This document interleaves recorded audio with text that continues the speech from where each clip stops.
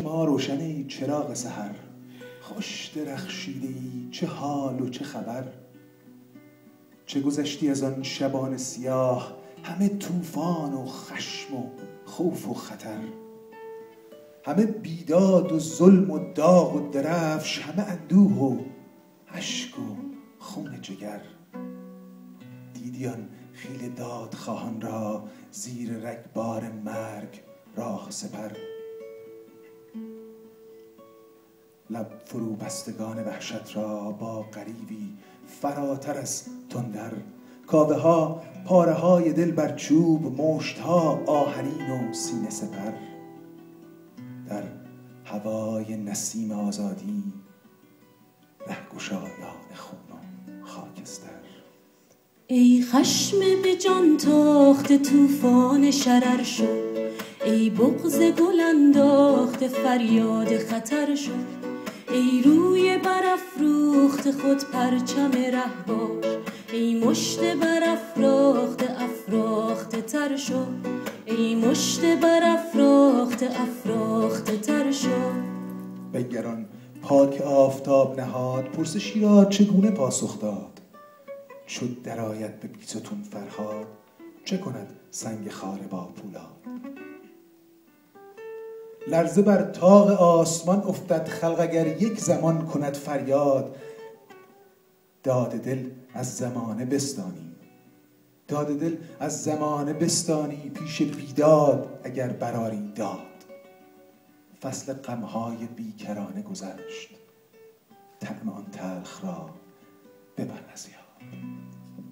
ای حافظ جان وطن از خانه برون آی، از خانه برون چیست از خویش به در شو. گر شعله فرو ریزد بشتاب و میندیش، ور تیغ فرو بارد ای سینه سپر شو. ور تیغ فرو بارد ای سینه سپر شو. جای آن ساقه ها که ریخت به خاک، سروها سر کشیده همه آزاد. همچنین باد، همچنین تر باد. باغها بشکفد همه رنگین، دشتها بردمد همه آباد. همچنین باد، همچنین تر باد. برگ تازه است باغ سوخته را، باش تا غرق گل بیاید باد. همچنین باد، همچنین تر باد. تا به دنیا پرنده‌ای باقی است، هیچ آزاده‌ای اسیر مباد. همچنین باد، همچنین تر باد. جان ایران جاودان عزیز، در امان باد چشم بد مرساد.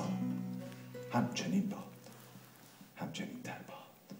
تا خود جگر روبهکان را بدرانی، چون شیر در این بیش سر و پای جگر شو. مسوار وطن را به قضا و قدر ای دوست، خود بر سر این تن به قضا داده قدر شو. خود بر سر این تن به قضا داده قدر شو. فریاد به فریاد بیفزای که وقت است، در یک نفس تازه اثرهاست اثر شو. ایرانی آزاد جهان چشم به راه است، ایران کهن در خطر افتاده خبر شو. ایران کهن در خطر افتاده خبر شو. از خویش به در شو ای سینه سپر شو.